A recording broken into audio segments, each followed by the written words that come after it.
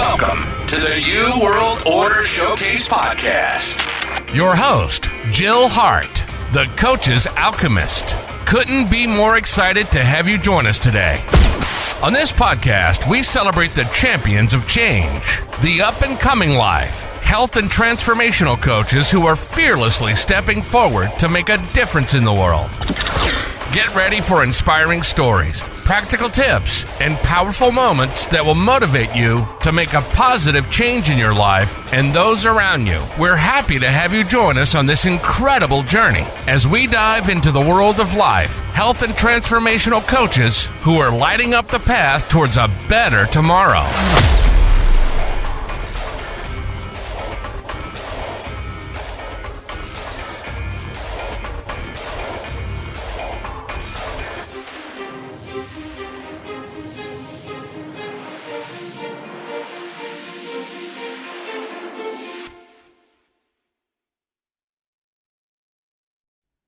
Hi, and welcome to the New World Order Showcase Podcast. Today, we are speaking with Chanin Zellner. Chanin is a holistic healer, and she's on a mission to restore your peace and harmony by guiding you beyond your trauma using your innate energetic healing ability. I'm so excited to talk with you today, Chanin, all about the energy field, how we can heal, what you're doing, how you're doing it, to whom you're doing it to. So welcome to the show. Thank you, Jill. I'm so excited to be here and talking with you today. So tell us your story. How did you get into this, and what exactly do you do? How does energy healing work in your world? Yeah, so long story short, right? So I come from a background of a lot of different trauma, sexual trauma, domestic abuse, a weird dysfunctional childhood. And I worked in the accounting world for 30 years. I had my own bookkeeping company for 10 years. And 6 years ago, I found my energy medicine mentor, although it wasn't intentional. I joined her program to help with my bookkeeping company and create a nonprofit for veterans. And as it turned out, she was training people in her modality. And I just went down this other path that I never anticipated. And so she helped me completely transform my life from living in a default state of fear to living in a default state of joy, which is why I leave my joy sign behind me as a constant reminder. That's where I live nowadays. And so my goal, my overreaching mission is to help everyone learn to love themselves unconditionally and then share that with the world. Because I didn't used to love myself, and now I do, no matter what. So I love helping people overcome their trauma that is keeping them suffering, whether it's emotional, physical, or spiritual. So I'll leave you with that. Oh, I love it. It's interesting to me. I have a bookkeeping background also. How people that are kind of psychic, have a lot of trauma in their background, seem to like accounting. And I look at accounting like it's different than math, because I was really horrible at math. Yeah. But I love accounting because it was like a big puzzle, and I love puzzles, and I love like making things fit together and finding what was missing. And it was just problem solving on steroids for me. It was the most fun I ever had in the corporate setting. And it's really the only kind of corporate-ish job I ever had. Everything else was like selling houses, selling real estate, selling insurance, just things like that were more entrepreneurial. But yeah. I still, to this day, I do my own bookkeeping because I like it. Yeah. And it's interesting because I had probably in the past couple of weeks a realization about the interconnectedness, just as you described it, with bookkeeping and what I do now. Totally different sides of the brain and approaches, obviously, but still really getting to that same issue. Yeah, it's really interesting. So how do you work with people in terms of energy healing? Because you'd think that maybe you'd have to be right there with them to feel their energy. It's pretty magical, So most of the things I do nowadays are distant, are remote. I do events. I just started up. I had been doing the Cosmic Healing Circle for 2 years remotely, and now I'm doing more sister circle type things. But these sessions for individuals, I don't even have to talk to them to help them. And it's been really cool the past couple of years, Jill, because the divine has like planted a seed. Hey, you should do this. And I'm like, I don't know how to do that. And I like, do it anyway. And so I would get a bunch of guinea pigs and try it. And the first time that I got the idea that I could help people outside of an actual energy healing session, I started doing what are now called chakra blockages readings. And I remember there was one lady, we just couldn't connect to talk to each other. And I was terrified. I'm like, how can I do this without even, I didn't even have a picture. And the information that I got for her was spot on. And so it's really cool. It's all, I'm connecting to you energetically. It's not something tangible that we can touch. It's out there. And it just makes my heart, like you just said, it makes my heart sing to be able to do that. I can see how that would work, in that we're all energetically connected in one way or another. It just like creation is just a huge energy field, and everything is interconnected, and we're here, but we're everywhere, because that's the basis of a particle. The smallest thing, if you look at it, it behaves differently than when you're not looking at it. And it exists in a spot, but it exists everywhere. If you change something within that particle, everything around it changes, even though it's not touching. It could be all the way on the other side of the world. So I can see how this works, but and you started to explain it in terms of Reiki energy, but do you want to expand on that a little more? Because I think maybe the audience might be missing some of these pieces. Yeah, I will try. So the basis of what I do is Reiki. That was my very first training. Reiki, and it's a generalization, is more so about relaxation overall. What I do is much, I try to be careful with my words. It's much more powerful. It just is, Chanin. Just step into it. It's much more powerful than Reiki. I try to not be offensive, but it is what it is, right? I'm able to tune into people on a cellular level. And as I said to you right before we started, like, I'm a psychic medium. So I hear people's trapped emotions. I hear things they said to themselves throughout their entire life, things that were said to them. I get images, I get feelings. And if one believes in past lives, I get that information. And the strongest thing that comes into every session now, whether I call it in or not, is ancestral healing. Because the things that happened to our ancestors gets passed on genetically. It's proven, it's scientific, epigenetics, and a multitude of other things. So when I help people resolve their trapped emotions, whether it is in their head or in their body, it is helping their ancestry. And I have a lot of cool stories about that. So it's just incredible the things that can happen in these sessions. It honestly, like, so many of them blow my mind. It's just so cool. I don't know if that's helpful, but kind of like we're all radio stations. Yeah, and exactly. You can tune into that specific frequency wave set that's going out. That's so cool. So tell us one of the stories. All right. This is one of my favorite ones. And it's interesting. I just reconnected with this lady over the weekend. So she was one of my guinea pigs 2 years ago for this chakra blockages reading, as it's come to be known. And so after I get done, so I'm a channel. So I just say whatever's coming out, whatever I'm hearing. And at the end, I always ask the person, did that resonate with your conscious mind? Often it doesn't, because I'm delving into their body and their subconscious. And so she said, not really. And I said, well, I've been doing this long enough to know that it's within your field or your body somewhere. I sent her the recording.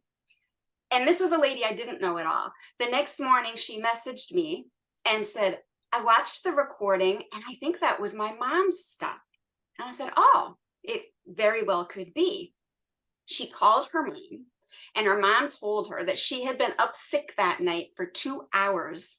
And when she woke up, she felt like a different person. So the healing that I had done for this client, it helped her mom instantaneously. It's incredible. I love it. And it just So gets more she and was more kind of a powerful. channel for her mom in order. Yeah, because we're all, it's that connection. And Mhm. nowadays I do actual healing generational trauma sessions for people where I take them on a journey to meet an ancestor, known or unknown to them. And then I'm calling in their ancestors. And so I get messages from their ancestors for them and such. And the ancestors are telling me what needs addressed for their lineage. What are they all ready to be done with? What can that person be the cycle breaker for? Oh, wow. That is so powerful. How much impact you have on people if you just change one person. It makes me teary, honestly. Like I'm choked up. It is incredible. Yeah. So you really don't have to impact that many people to impact millions of people, just and people that aren't even here yet, Yeah, because yeah. It's I have interesting. so many people. Once we put out an intention, then we attract people, right? For that, Mhm. and I'm attracting more and more people who are aware of their generational patterns, whether it's addictions or anger issues, whatever it is, or physical issues, heart disease, those sorts of things. And they want to be that cycle breaker. So many women I hear say, I don't want to pass this on to my kids. And even if they do have children existing now, we, through the energy and stuff, through the energy, but then also through the example as that healed parent, right? If it's a behavior, you're helping your existing children and your unborn children. So powerful. So powerful. So how do people find you, and what sorts of things would they come to you because they're struggling with them? Yeah. So, I mean, I have a website, and I'm on Facebook is my main place at the moment, my main social media platform. And so we're recording this in October, and I'm just launching a new program. This is my 30-day program called Awaken Your Inner Vixen. And so this particular program, and I'm excited to see where it goes, is for women who, I keep saying the wallflower. You're the wallflower. You're the second fiddle, right? You, like, maybe growing up, you had the really popular friend and you were off in the background. That woman who's tired of being second place, who's tired of being invisible, and is ready to step into her own power with more confidence, more courage, more bravery, those sorts of things. And very often those women, because I was that woman, everything I do is because of someone who I was in the past, right? Our mess is always our message. Exactly. It's we're afraid to be seen. We're afraid to be heard because of trauma and abuse and such. And we're ready to, especially because I'll be 55 in 9 days. Like women of the Gen X generation, we were taught to be quiet, right? And I know these are generalizations, but still, we were taught to be quiet, to play small, and hide off in the shadows while the men went and did their thing, right? But so it's those type of women that seem to be drawn to me, who have just felt stifled and restricted. Maybe they have sexual trauma. That's a big one. That's, like I said, that's my background. And we're ready to be done with it. We're ready to be empowered, to speak our truth, to stand up for ourselves and for other people. Those seem to be the people that I am attracting, and I love helping them. Because, like I said, that was me. Like, if someone had told me 5 years ago I'd be doing podcasts, and talking about my sexual trauma of all things, like, oh, hell no. That wouldn't have happened, 5 years ago. It's amazing. It's amazing how right now so much of this is breaking free. We're about 10 years our age gap, but I know that 10 years was really, I remember that time period and what was going on. Almost no women in our age group have gone through their life without experiencing some form of A, rape, or B, sexual trauma, or D, dysfunction in a partnership, marriage slash. Right. It was just at the cusp when women were starting to have more freedom, and in that freedom, men took advantage of women in a horrible way.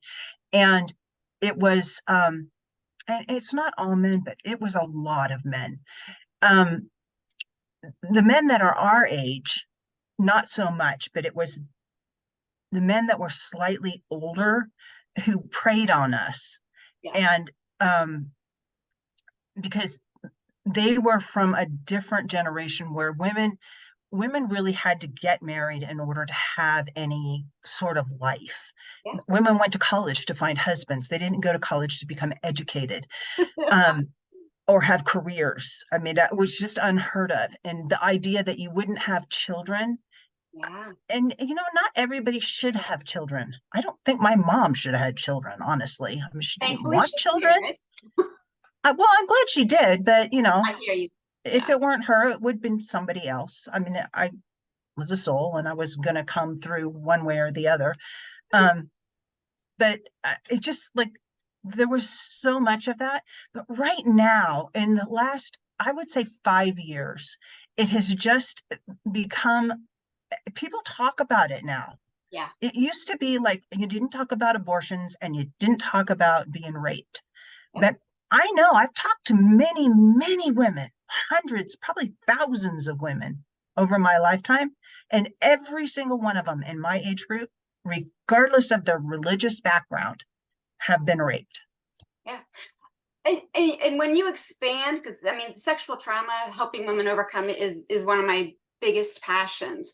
Mm-hmm. And when you expand the definition of the generally accepted when you expand the generally accepted definition of sexual trauma, it's not just a physical assault.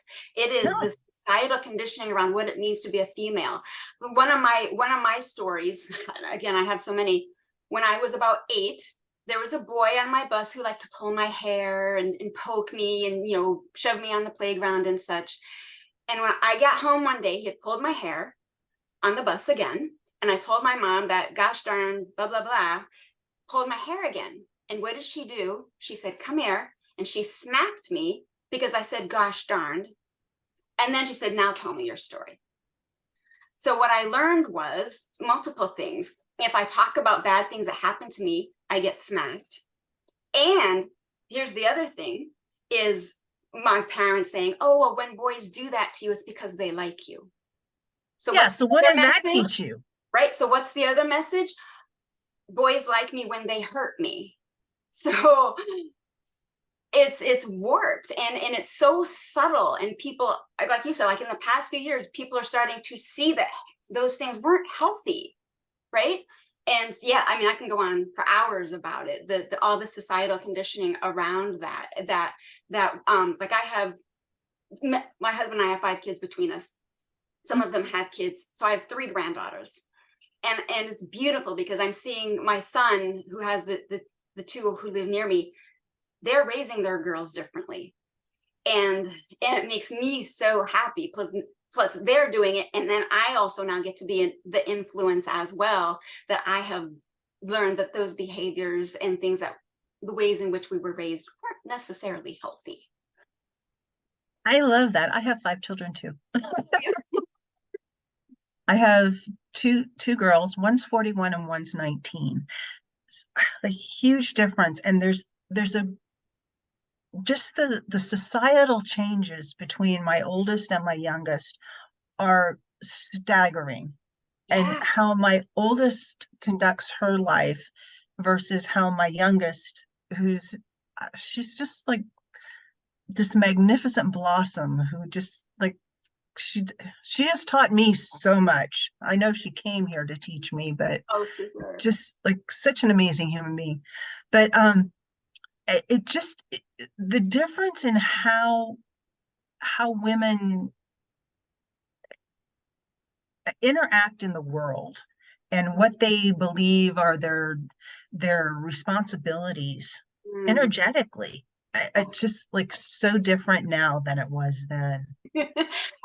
Absolutely, and that's another thing, in the multitude of sessions and events I've seen, two-pronged thing is that people pleasing, right? We need to be nice to people to get things, to be loved. That external validation is what's important. I hear that again and again and again. And then the other piece of that too is, speaking about the sexual trauma that I hear virtually in every woman is the anger that is held in their womb for generations. See, I get very, as you can tell, a lot more forceful about this. The generations of oppression that we've been holding on to. And it's no coincidence in my mind that in the world, 1 out of 3 women report having some sort of sexual trauma, and 1 out of 3 women have to get a hysterectomy by the age of 60. There's no coincidence there. I had to get a partial hysterectomy in February. And I was very upset that I hadn't been able to heal myself. So I had to go through a little bit of purging with that. But every woman in my family either had reproductive problems, whether it was a hysterectomy, whatever it was, because of sexual trauma that happened in our family line. There's no coincidence. And so that's another thing that I'm really passionate about, is helping women to release that anger that we've been holding on to that is causing physical suffering. Wow, that's really interesting that you say that. I suffered from endometriosis, and my mom had she almost died when my youngest sister was born. And she had the doctor, instead of doing a horizontal, she was born cesarean section back in the 60s, which that in itself was an issue, and it was a military hospital. They're like teaching hospitals pretty much. So they did this incision incorrectly. They went from belly button to navel, or to sternum, and then she had pneumonia at the time, and then they wrapped her abdomen so it healed weird. They'd cut all the muscles in her stomach. So she was in her 20s. Wow. Ruined her figure at a time when a woman's physical body was really important. Yeah. And their looks were like, it was a huge deal, and it shouldn't have been. I mean, who cares if you're a little bit overweight? But she had a poochy stomach, and she was really concerned about it. And men were leaving their wives in droves. If you got too fat, well, we'll just divorce you, because now we can. It Right. used to be that it had to do with infidelity, but that was a two-edged sword, and that it cut a lot of women deeply. A lot of older women who'd raised kids, and now they were just like, yep, abandoned. that's the side. Yeah. And my father, or my husband's mother, committed suicide mainly because of that. It just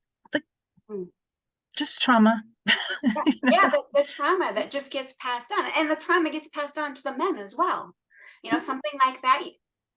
It's horrible. I mean, the horrible is not even a word, like, to even begin to describe it. Yeah, my husband's brother has all kinds of psychological issues, and my husband, he suffers from that. Yeah. We still have a relationship with his dad. Well, he still has a relationship with his dad. I severed that a while ago. It was causing me physical issues. Yeah, it's incredible. And people are really starting to understand now more and more, because more of us are talking about it, that correlation between our emotional health and our physical well-being. They are not separate. It is absolutely interconnected. The stress and the trauma is what causes our physical disease, dis-ease, in whatever form it appears. It absolutely is. And on every level. It's just like, if you've got something going on in your body, there's a reason for it, and it starts in your head, and there's something that happened. Yeah. In fact, ahead. I was just looking at my screen. I'm getting ready to order The Secret Language of the Body. Oh, are you? Yeah, because one of the bases of my work is the chakra system. And so I have a wealth of knowledge about each chakra and how it gets impacted and how you can heal it, and all the physical symptoms and emotional symptoms of those specific chakras. It's really awesome. And my mentor, Allison, obviously she taught me it, and then I've learned it more since then. But it's incredible when I can dive in, and often I don't intentionally tune into people, because that is just like a total violation of people's free will and karma and all these other things. But sometimes stuff pops in when I meet people, and then like they'll tell me that they're having a physical problem or whatever, and then I'll get an inkling over here as to what went on with them. But I can't do anything with that information, but and I don't say anything. But it's incredible, all of the information. Everything is within us. Everything is within us. It's just a matter of learning to tap into it yourself, which I help people with, or having someone, if you're not able to yet, help you, right? So you can release it and transform your life. It really is important, I think, to have guides when it comes to stuff like that, because it may seem like, oh, I'm just, relegated to living with whatever this thing is that's bugging me. And no matter what I do or how many times I go to the doctor, he's just like, it's all in your head. Well, he's probably right. It probably does start in your head. So you can give them that. But unless you go to someone who really does understand how the body-mind connection works and how the energy in your body works, you're just going to keep going in circles. Until you get that clue that there's more to this healing than just like piecemeal, the way functional medicine, or the functional medicine, no, it's just Western medicine works, where they just want to take one piece and specialize in that one piece. And no matter what you're doing, if you go to a doctor who's a surgeon, surgery is always the answer. Yeah, or pills, medication. Let's mask the symptoms and take this pill for the rest of your life. Like, no, you don't have to do that. It's not. You just don't have to. Like, I have been healed of so many things in the past 6 years, fibromyalgia being a big one. So many women have that vague fibromyalgia diagnosis because no one knows what it is. And it's an emotional, energetic dis-ease or syndrome, or whatever label we want to put on it. Yeah, like when I got my partial hysterectomy, I also had pelvic organ prolapse, which is another thing. My low back pain that I've been suffering from for 40 years was gone, because I took out that physical representation. This is my understanding of it. I took out the physical representation of all the trauma and all the anger and all this other stuff I've been holding on to for years. I removed it from my body, and I actually have it, and I'm going to bury it, but that's another story. I'm going to give it its own little funeral. But Good for you. Good for you. Thank you. I don't have that physical, like, constant chronic back pain anymore. Oh my gosh, it's so amazing to not wake up every morning going, oh, my back. That's interesting. The whole removal of the problem from your body. Oh yeah. I had my gallbladder removed, and I'm pretty sure that my father-in-law lived with us for 18 years. So he's got his own set of problems. Right. I'm not sad that he lived with us. He contributed to our family in a way that I think really did help at the time, but I'm really glad that he lives on his own now, and he's able to have a relationship with his son, which he didn't have when he was living with us, because he was a truck driver. He's gone all the time, so I had to deal with him. So now I don't deal with him. My husband's home. He goes and deals with his dad.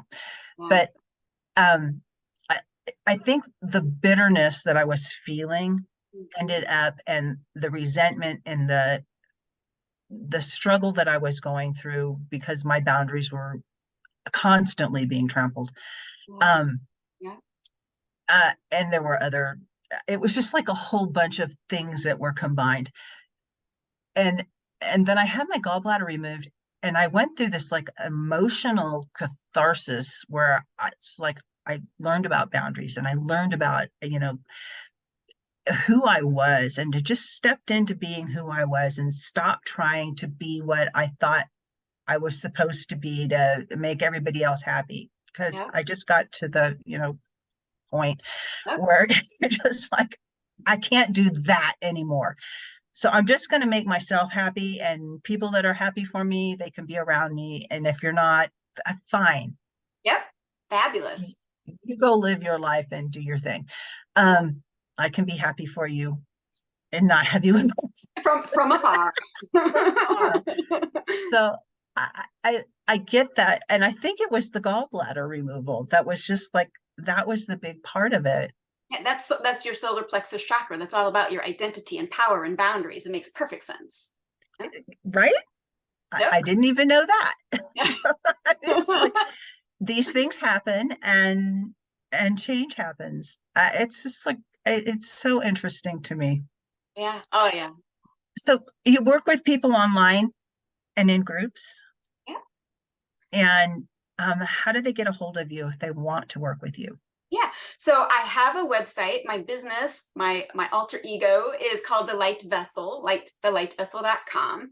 I do need to update my website, but it's there. Find me on Facebook. That's where I am too much. Aren't we all? Right, way too much. I'm working on that, but I'm there. Those are the two easiest places to find me. And yeah, I have a multitude of different offers at the moment. Things are always shifting as an entrepreneur, right?